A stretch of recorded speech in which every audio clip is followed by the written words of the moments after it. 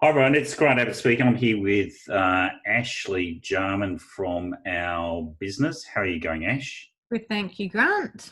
So she's our legal engineer and all things Spock. So that's Cool. what Ash is. So she's our go-to person in terms of technical issues, etc. So if you let's talk about emails, email marketing, and really get to some solutions for you.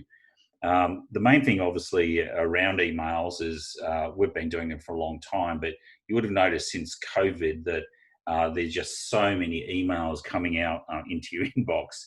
I love it because I love to see what people use as headlines, what grabs me, what grabs my attention. But then the other one is I also bin quite a lot. I don't have a specially set up email box. I look through everything and make sure that it's okay. What are you laughing at? Your email inbox. I know, yeah. I think I've got about 7,000 unopened emails. But anyway, that's part of the fun. And I know you guys get through to me anyway, so I always look at your ones. But emails have been around for, forever, and probably really took on maybe about 30 years ago, really got into the marketing. But these days we've got Instagram, which, look, I'm out on that one in terms of financial services for Instagram.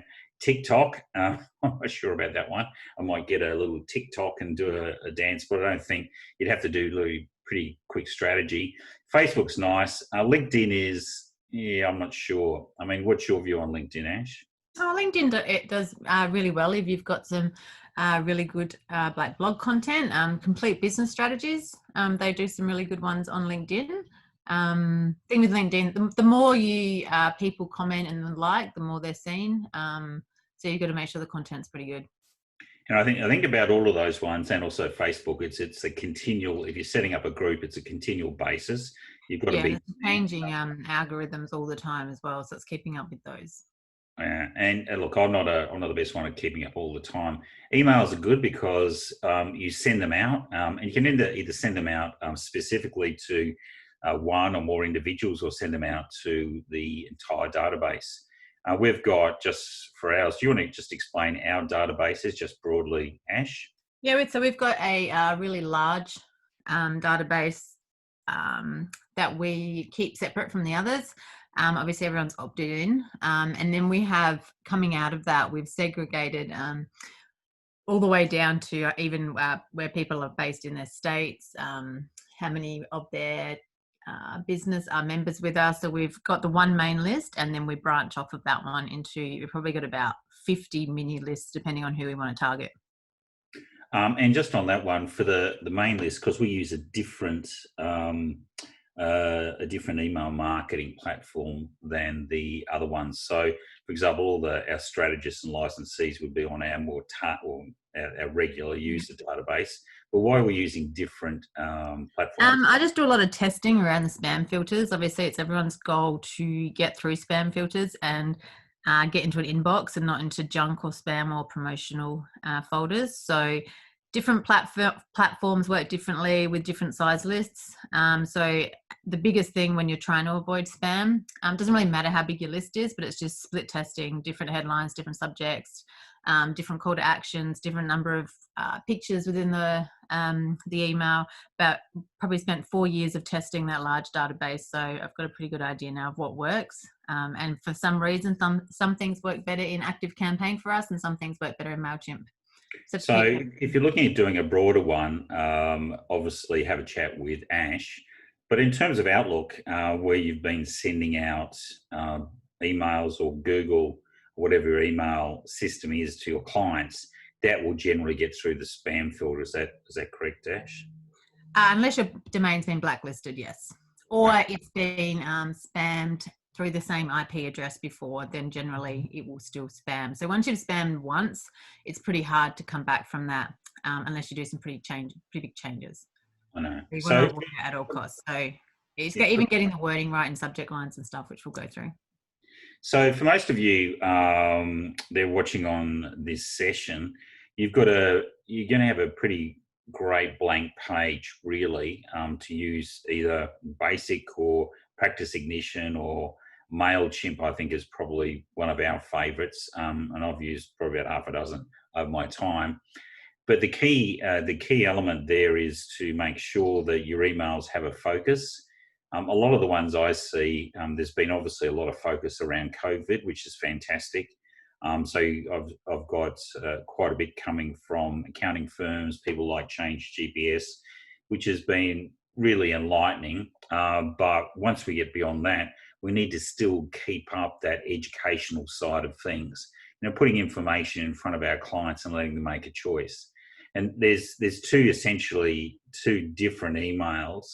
And you'll see that with ours is you can either give an educational email, which probably is better off as a blog, and then a link to a blog. What do we use for our blogs, or what's a good blog element if people want to do that? If they want to link probably back through to their website. So you'd have like an opening to the blog in the email, and then make it enticing enough that they will click through to your website. Because at the same time, that's going to allow for the traffic on your website to increase. So it helps your SEO and your Google search results and stuff. So where you can get them to your website, definitely do. So embedding a blog page on that, or like an updates or news or whatever. And there are so many different ways to do that. It's very, very easy. But the idea is to get everyone to your website if you want to grow your Google search sort of result. Just on that, what are some of the no-nos in terms of words? In terms of words, so in a subject line, you've got to be really careful using dollar signs, things like free, VIP, super special. As much as Grant loves those sorts of words, they don't get through.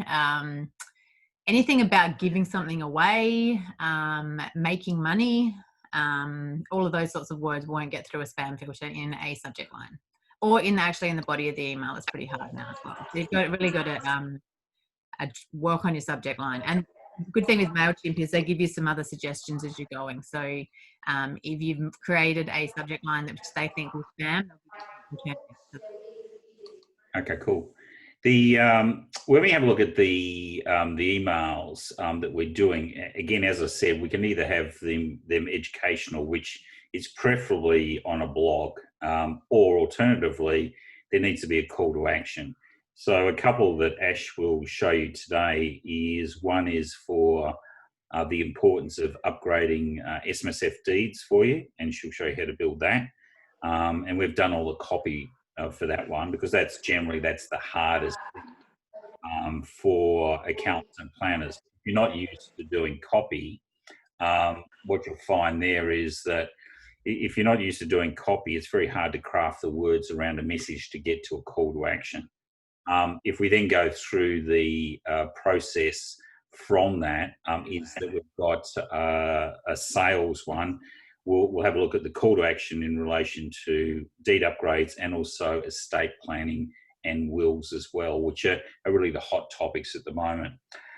It's amazing. I've been to affiliate conferences, and I know you have too, Ash, is that people actually do have huge databases around the world, and they just look for products and pushing products through. So it is if you get it right and you get your open rates right and your click-through rates right, you're in a pretty good position. So, for example, generally what would be our open rates, Ash? We have an amazing open rate through MailChimp with our kind of half-size database, so maybe around 12,000. So which is very high, so we're between about 75 and 90% open rate, but that's after 4 years of constant testing.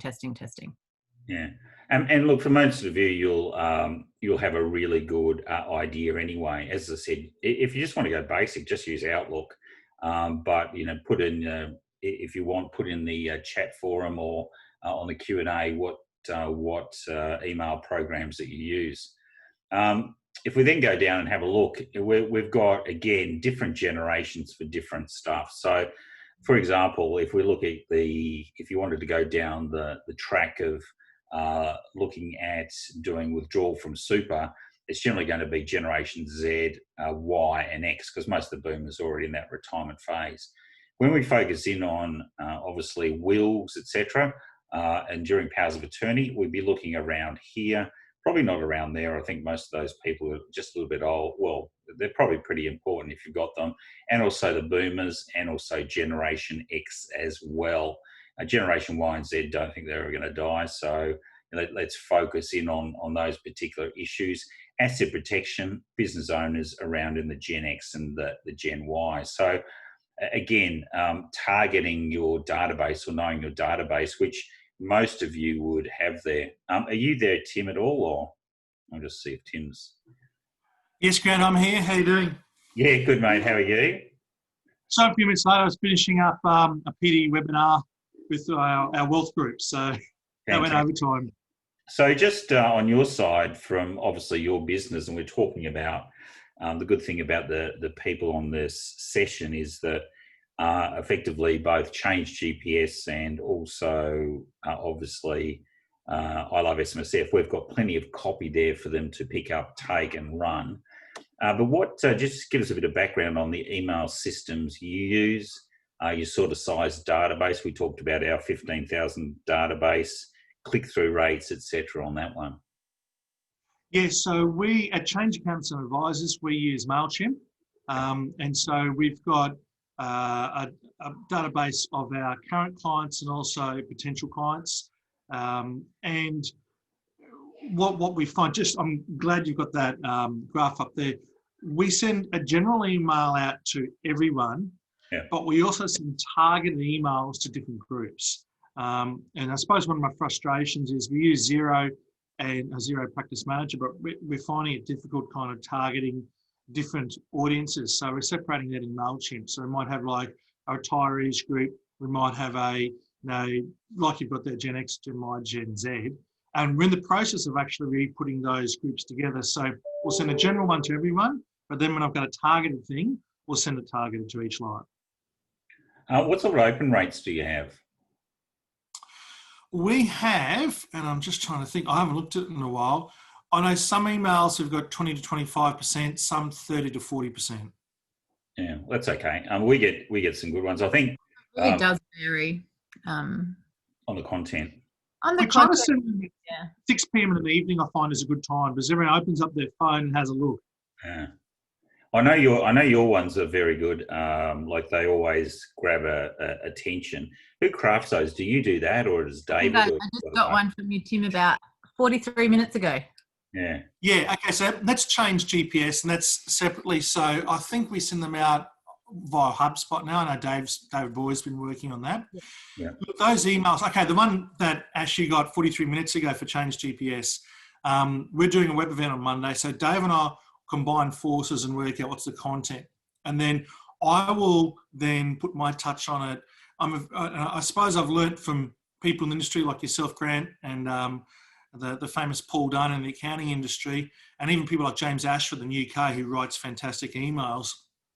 It's not about the service, it's about how the client's going to be affected. Yeah. So I try to write things that get people's interest. Like I write as if I get an email, I would want to interest myself. And if I don't interest myself, there's no point sending it out to anyone else. So given what I know, like how can I make someone else want that? So that's why we might talk about, like on Monday, we're talking about, how clients have a need with cash flow forecasting, but then I want to put a little bit of controversy in the email. So it might be something that smart accountants are doing, but the lazy accountants aren't doing. Learn what you're missing out on. Now, straight away, you're kind of intrigued a bit. Like, I want to know, what am I missing out on? How do I become a smart accountant? So that's it's the old trying to find an angle. FOMO principle. What am I missing out on? The other one that always does well is how to. So how to do this or how to do that or how to do wills or how to do whatever. So that always works well. I think for most of the accountants and planners out there, you're actually pretty lucky, I would say, is that the average business person or client probably doesn't have as huge amount of emails that come into their inbox that we do. So where you go, for example, if you have a look at Change Accountants and you have a look at your client database, Tim, what sort of emails do you send out to them? Because obviously there's completely different businesses there. Yeah, so with Change Account, it's focusing on two things. One is general knowledge. So, for example, there's some content on the Xero website about this week being Spam Awareness Week. So this morning I've actually taken some of that, rewritten it for our style of audience, and we'll be sending that at 6 p.m. Friday evening.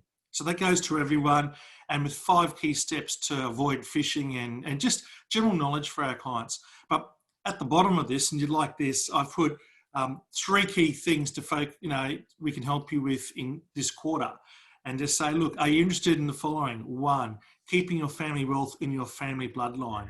Dash, let us know if you'd like us to help. So it's just putting a bit of something in there. There's got to be a call of action at the end of every email. So even though this is just a general knowledge email, we've still put a call to action. And I remember our old mate Barry Lambert from the Count days. Yep. Barry used to say, when I joined Count back in 2001, he used to say that sending emails out, or they should send paper newsletters, and the same is true with emails. And Barry's thought was they need to be dripped on each quarter, and by the time they've got about 13 drips or contacts, that's the stage when they actually do something.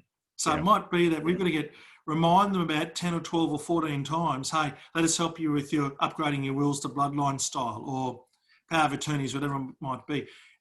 After about 13 times on average, that's when they'll contact you if you already haven't contacted them and said we need to do it. And they'll say, yep, let's do it. So I think that's really important, because it's you come in at different angles all the way, because at the end of the day, if you're doing estate planning, and we've been through it before, and if I showed you our stats on our site, that there's more and more people, certainly planners, and to a lesser extent, we're finding accountants, who are going into that wills and that enduring power of attorney space. Tomorrow we're releasing, make sure everyone come on to that one, because we've just built a brand new system into our EPOAs where you can appoint a successor director. So rather than the alternate, so the successor director carries on past your death. So that's a pretty exciting thing. But again, all of these things is, who's going to look after your business in the event that you're incapacitated or die? But then you've got to have that hook. So, how is COVID impacting your business if you get incapacitated or die? Because COVID is something that's right in their face at the moment. So you need to have that emphasis there as well. And as I said, the main thing is obviously that call to action, which should be an appointment, or now obviously is a Zoom or a teleconference. That is so important for accountants to realise that their clients don't know about these things. And what you've said about that tomorrow, I'll be on listening to that, because for all of our clients are single director companies, if they are incapacitated, that company grinds to a halt. And, I mistakenly thought, like many others, a will covers that, but it doesn't. No. So we'll be putting, after the webinar tomorrow that you do, we'll put some content together for GPS members to basically explain the situation to their clients and say, look, this is the price, this is how we're going to help you, these are the problems we're going to avoid, contact us now. Yeah, look, I think certainly there's great synergies between both our businesses, because, we're good at that upfront email marketing, the positioning, the branding, using those, catch terms. Bloodline planning or bloodline, as soon as you mention that, that grabs everyone's attention. So there's those sorts of words that are out there. But I know from your back end, you're really good at having those letters of advice, the costing, making sure you charge the right price. And it can make a huge difference to a lot of people's bottom line, because at the end of the day, if you send out an email to, 100, we send out 100 emails on that educational side.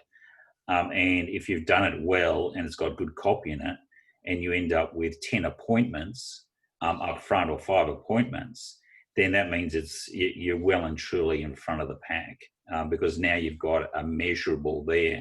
And I would say for most appointments, you end up with, if you looked it through, if you send out emails to your clients, you look at your rate of return on that email, it can be quite a great revenue rate of return, particularly if you've got automated documentation at the back end.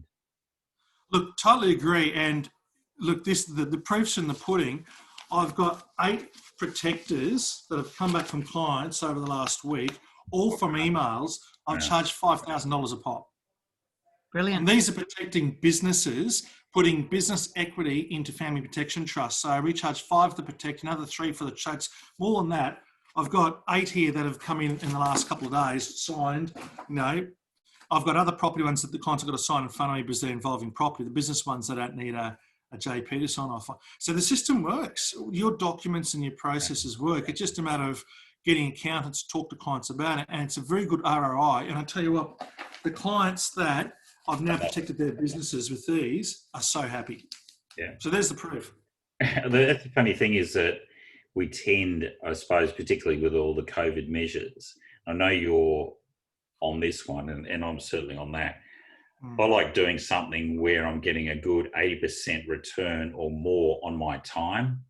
And with compliant, I can never get that. You know, I'm probably lucky to get, probably get any return on my time. And I think that that's an important factor. Is not a return. It's very hard to work out investment when you've got human capital, but it should be return on time. And all those strategies and ideas that we originally went into accounting and planning for have sort of been usurped by the administration side of things and the compliance side. When we've got these, as you said, it was so easy to go out and get 8. And the thing is that then gives you momentum to go out and get another 8 and get another 8 and pick up a testimonial from 2 or 3 clients. And then that turns into a blog, why have they done this? Why have they done that? So it ends up being this momentum, which is really important. Really good thought that momentum, because we do that. We get testimonials from all our clients with GPS and also accounting side. We've got a new GPS website coming up. It's going to be based around testimonials. Yeah. And the accounting side, you're quite right. I'm going to get them from these. And clients are excited when you get their, estate planning or bloodline stuff. No one wants to die, but they're really happy to know that there's a plan and things are sorted out. And they love the protectors. If the accountant's out there, get your head around using the protector. GPS members, we've got a document coming in a few weeks' time that you can use to market it. Clients absolutely love it. And I think we need to go down just on that. A lot of the sites that I see, they'll have testimonials from clients about their services, which is, that's not even worth it. There should be testimonials on, for example, the protector, testimonials on bloodline planning, so that people can come in and see that you're completely different from everyone else. Because at the end of the day, look, if we go down, I mean, the governments are hopeless at the moment, but next year is going to be tough. It's going to be tough to grind our way out of this sort of stuff. And that bloodline planning, that protection, is just so important over the top. The 150% investment allowance, it'll be great, but who's going to have the money to actually do that in the first place and buy that equipment? Because really, at the end of the day, it's the other side, it's the intellectual capital. I just hand over to Ash. Do you want to take the screen, Ash, and then just show us some of your stuff? You need to stop. There you go. There you go. Okay.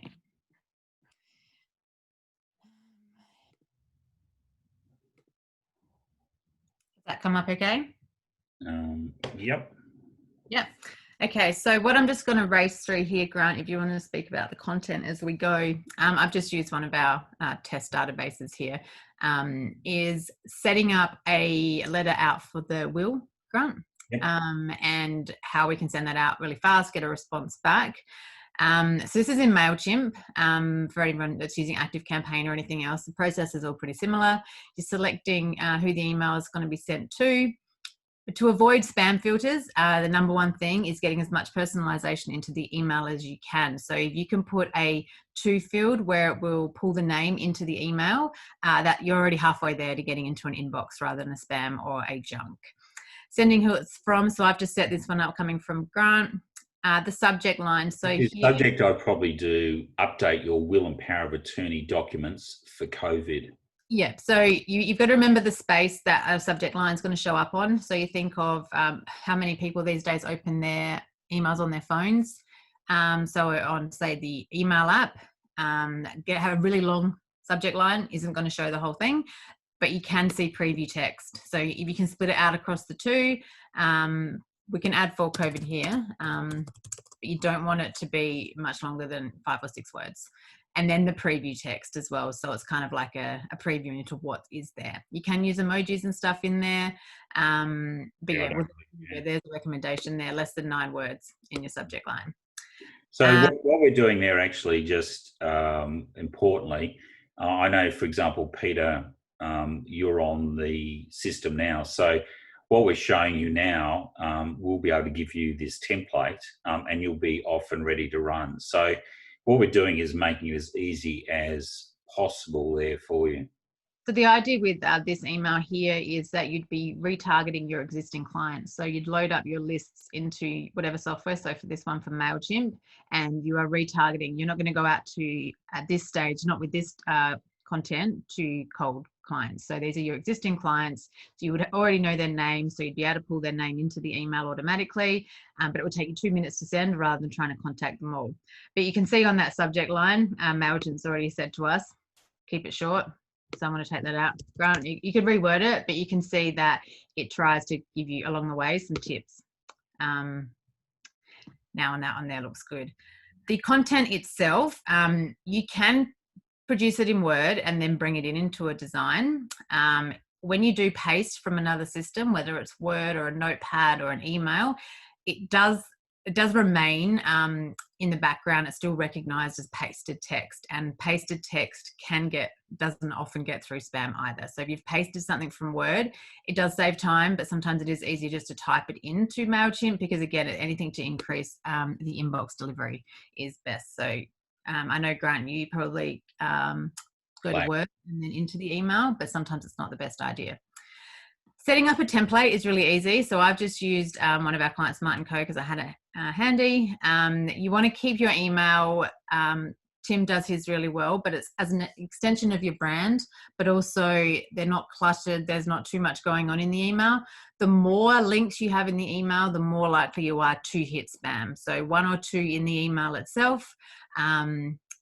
If you want them to just reply to you, your best chances of getting a reply are stating reply to our email with your expression of interest, or you want to go ahead.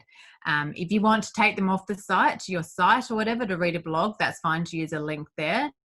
MailChimp has come out with a new ability to put as like a survey, yes or no, they want more information within the email.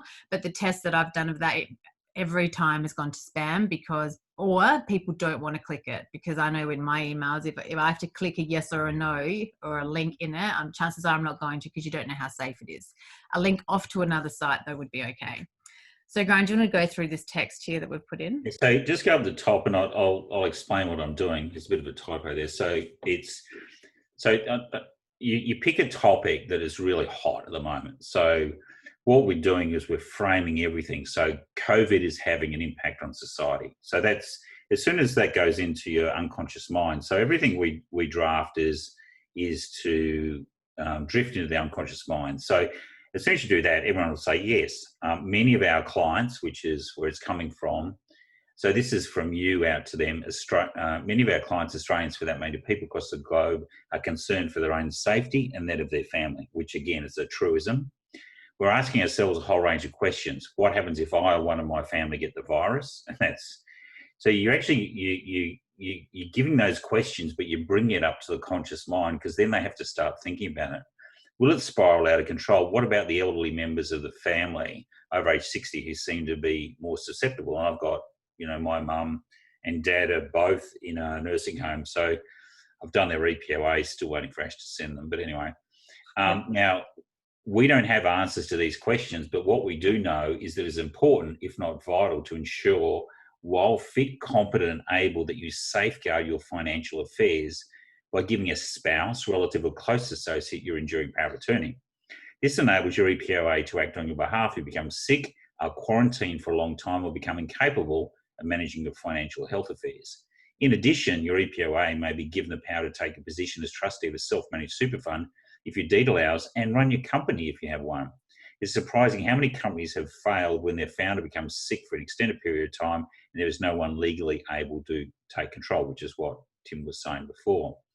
Apart from an EPOA, it's also important to put in place a will, or revisit your will if it has not been, and this is why we're putting in time, if it has not been looked at post-COVID.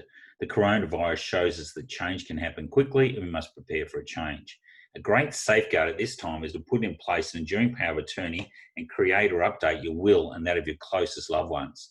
So many young families have neither document relying on the courts to solve these issues, yet the courts may be quarantined or closed, which goes again back to what you were saying, Peter, that Gen Y, this is just as important with the Gen Y who've got young kids as well. Now, this is where the frame up is. So although you're an accounting or planning firm, it's our new estate planning and will services in conjunction with lawyers and specialist estate planning advisors, Abbott and Morley.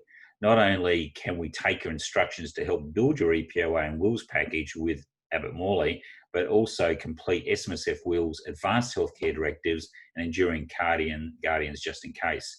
We've been suggesting it for clients when we do reviews, but now see the absolute importance of implementing it for all clients and their families. So now it's just, we're there to look after you. We're your trusted advisor. So as your advisor, we strongly recommend that together we undertake a simple 3-step process to implement your EPOA and will for you and members of your family if desired. First, contact us by return email for either simple data capture or make a booking with me directly for a Zoom conference so I can take you through the data capture quickly. So rather than putting the data capture in there, you want to get them in that call to action, make an appointment, return the email, yes, I want a bit more. You can either send out the data capture that we've got on our site or the one that Tim's got. Honestly, to be absolutely truthful, COVID's been great because clients will do Zoom. I will do their EPOA and wills. I don't share my screen. I'll have myself up on the system, and then I just go through our interview questions. And you can find that you can do an EPOA and will. And if you go into the moat, you can do so much more, and you can do it all within the space of 30 or 40 minutes. All you have to do is just simply go down those interview questions. Whereas a data capture, do you mean they've actually got to do something and you've got to wait for it to come back? If you can do a Zoom and actually do the interview on the Zoom, you're in a much better position because you can also record it if you've missed any particular question. So the second one is we'll take the data and with AM, create a first draft EPOA and will ensure it's tax efficient, covers all the bases. This will be sent to you for final ideas and suggestions. Once finalised, we'll meet on a video call with lawyers from Abbott Morley. That's if you need it signed off to check the EPOA and will plus witness the execution of the will. So what we're saying is that the service you're offering now is in conjunction with lawyers because a couple of objections that we've seen, other guys have sent emails out, they then run off to their lawyers and get it done. Whereas we want you to be in that position. You're the trusted advisor. You've sent out the information to them. So we're very busy at the moment, but our clients' EPOAs and wills are at the top of our list of priorities. If you'd like to move forward, let's do step 1 at no cost, and then we can get a reasonable quote if you want your EPOA and will completed. So again, if they do a quick Zoom, you go in, you do the whole thing, you virtually then can work out your pricing policy from them. There's no time to waste, and the relief of getting these documents completed will take a lot of weight off your shoulders. Simply reply to this email with your interest in finding out more, and we'll get the ball rolling straight away.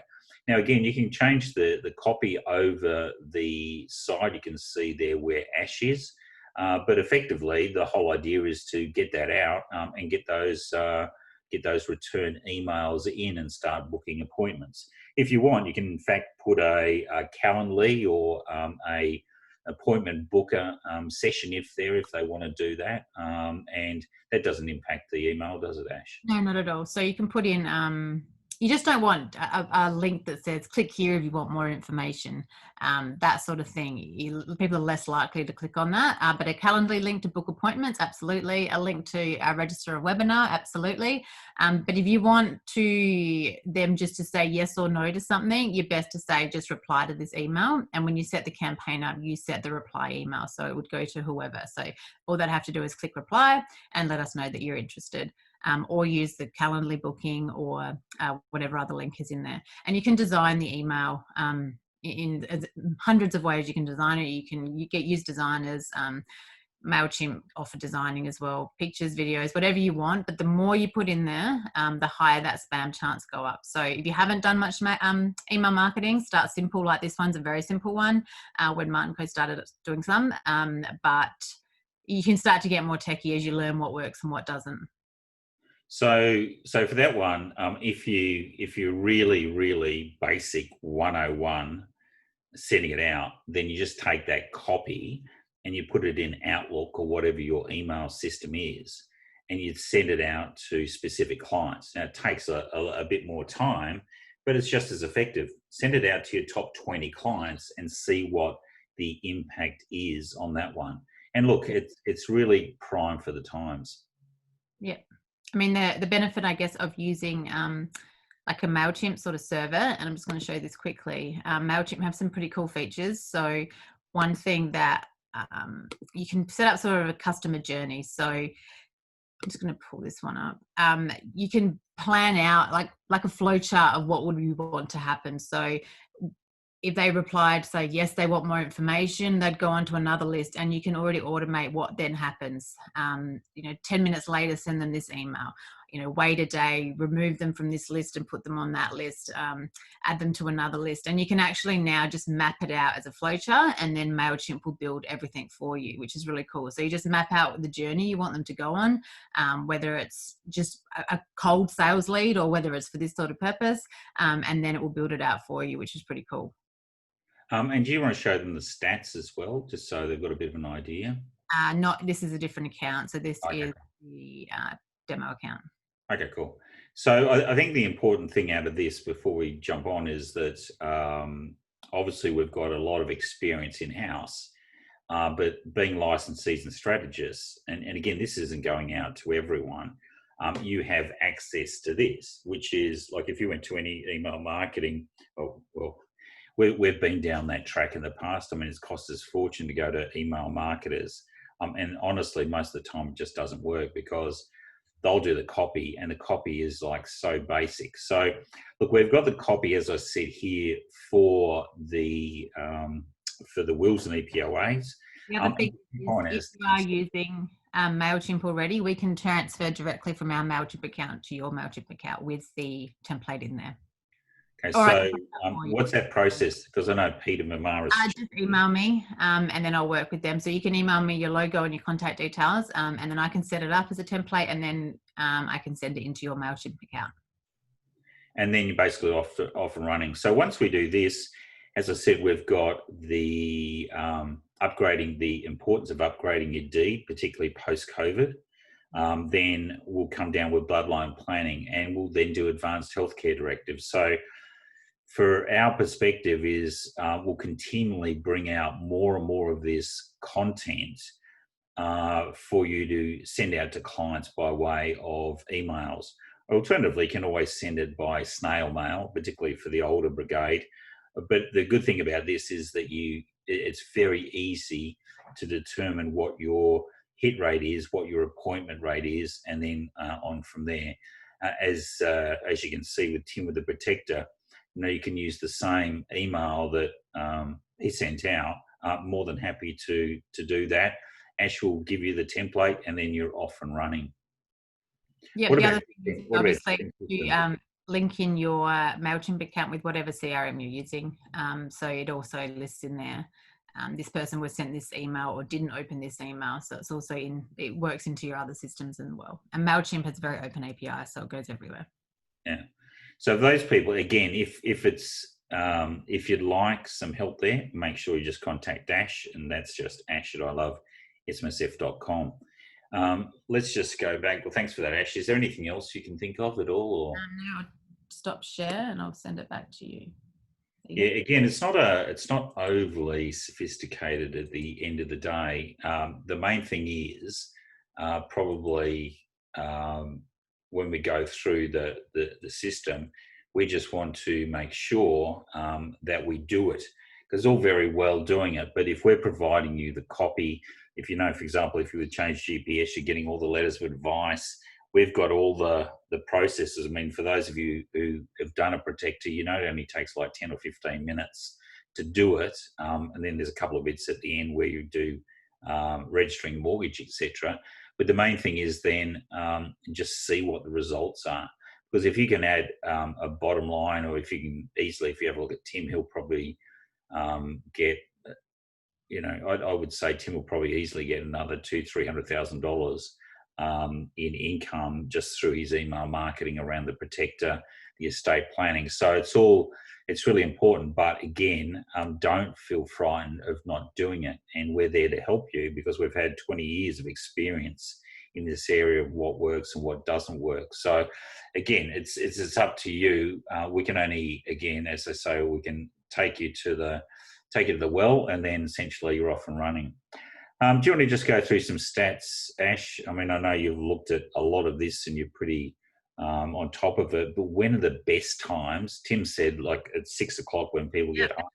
Yeah, it's really depends. Like you do need to start testing it, but for us, like Tim said, when people kind of open their emails, if you're going to clients, so I guess our audience is very different to what an accounting firm's audience is. Our audience are the firms.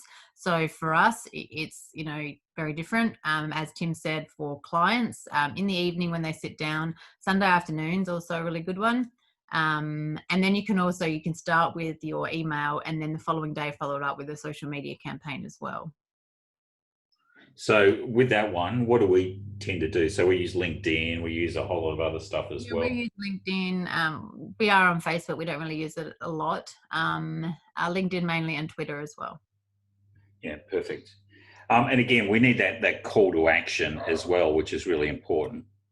So look, for us, just to finish, Tim, have you got any further comments? Here we go. Just jumping online here. Yeah. Look, just back up to everything you're saying. I think get in touch with all of us. Like we're all pretty out there on socials, and people know what our emails are. Just stay in touch. Download. When are your emails going up on the site, Grant? Are they going up tomorrow or? Ash, when are you going to put them up? Today or tomorrow. Today. I would just download them and, like you said, put them into Outlook. Send them to 5 of your favourite clients. Just start seeing it. And you'll, when you get some results back, you might tweak it or whatever. And then if you want to send it out to a mass audience, then you jump into MailChimp and go from there. But just get out there and give it a try. Clients love to be told. Yeah, it's important to get that engagement. Our next, do you want to just talk, Ash, just briefly about our next iteration of our Lightyear Docs platform, where the data capture or the interview questions will be in the email, and then that will pre-populate the. So one of the things that we're building in the upgraded version of Lightyear Docs at the moment is the ability for you guys as accountants or planners or whoever to send an email to your client with a part or all of the interview process that you would normally do on Lightyear to them to fill in. It would save it and then it would come back to you and then you'd relaunch it and finalize at your end, add in anything extra. But you can say, just fill out these 5 areas, send it back, and they basically get the link to the same interview that you're doing, but you're telling them what to fill out. Nothing happens when they do it. It just saves straight away. They don't have to send anything back, nothing. They just click save on the link. And then say, for example, Tim, you could open up your Lightyear Docs account, all their answers would be there straight away. And then you add anything extra. And then obviously once you generate your end, that legal sign off is over there. So that's awesome, because we've tried to use portals and other pieces of software, and when your clients get a link, they've got to get a password and log on. And I've been using these for lending and financial planning, and then things don't say. Just to have a system like that works as simple like that for a client will be gold. And then the other good thing about it is because we do have custom templates. So if there's a letter or an email or any sort of documents you're constantly doing with your clients, we can build those as templates direct with your firm in that system. So it doesn't have to be one of our documents that you're sending out to get them to fill their details in. It can be something that you're constantly doing in your firm as well. It could be terms of engagements, whatever you're using to get them to fill out. And then there's also the electronic signing all built into that. And there is also a payment gateway. So if you want to charge your client a fee in there, you set that up on your end. That's nothing to do with us, but there are some pretty cool options in there as well. So this is all machine learning and obviously pretty advanced automation. So that's the sort of stuff we're working on, which it's important to start at the start, get those emails going out, see the results, because if you get that, essentially, if you have a look over the next year or two, there's going to be so many financial planners who are retiring, and they're already doing that. But you want to find someone who's got a good database and then start to mine into their database. So effectively what happens is you get their credibility, you start doing this work into theirs. It's going to cost you virtually next to nothing. And then you give them obviously either a percentage fee or you pay them a certain amount per campaign. So that to me is going to be an easy deal to really start picking up your clients with those key areas.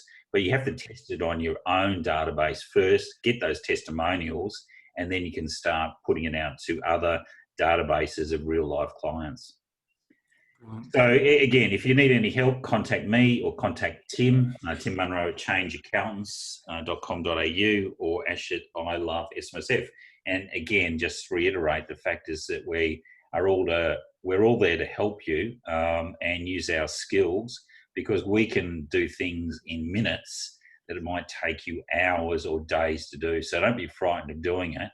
Just one thing to add, as you mentioned earlier, Grant, is that especially at the moment, everyone's getting so many emails, so much email marketing. It's the only way people can make sales and stuff at the moment. But then nothing actually beats still that phone call. So the good thing about email marketing is you can send an email and position a phone call to then be made to that person 1 or 2 days later through your sales staff. You don't even have to do it, but it at least positions the reason that you're calling, and it's not a cold call, which some people really don't like. But if you've already sent the email, it's, hey, I sent this email 2 days ago or whatever. Have you had a chance to read it? Do you want to have a chat? And you can get, someone in your office, your children, whatever, to do those phone calls. And just really helps to position it so that it's not so cold.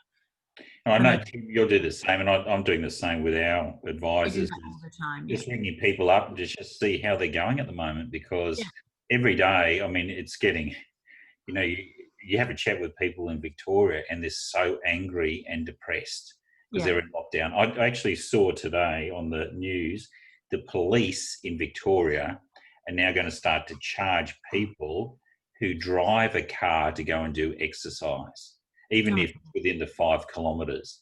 You can do exercise around your place, but you can't drive to a gym to go and do exercise. And that's just how ridiculous is the $1,600 fine. So we're living in very strange times where we've given up all our personal freedoms virtually. So this is a really important time for us to all step up as leaders, and certainly with both of our firms, I think you're in pretty good hands. And I know all of you guys are certainly at that innovation, early adoption level. But anyway, Tim, thanks a lot for your time, and also Ash as well. Thanks for inviting me. Yeah, the recording will be up, but make sure tomorrow you jump on for our Sorry? David's message, Victorian leopard over there. Exactly. It's like that. So jump on tomorrow. We've got a couple of things. I've also got a new one, which is going to blow your mind, but I'm not going to say anything tomorrow. But it's not a simple one. It's taken me weeks to do. But at the end of the day, you'll say, oh, this is amazing, because it really has an impact for a lot of your clients. Instead of spending thousands of dollars with lawyers, you'll actually be able to do this really quickly. So it's a brand new, but I'm going to keep that as a surprise. And I'll see you guys tomorrow morning. Thanks, Ash. Thanks, Tim. That's great. See you around. Goodbye.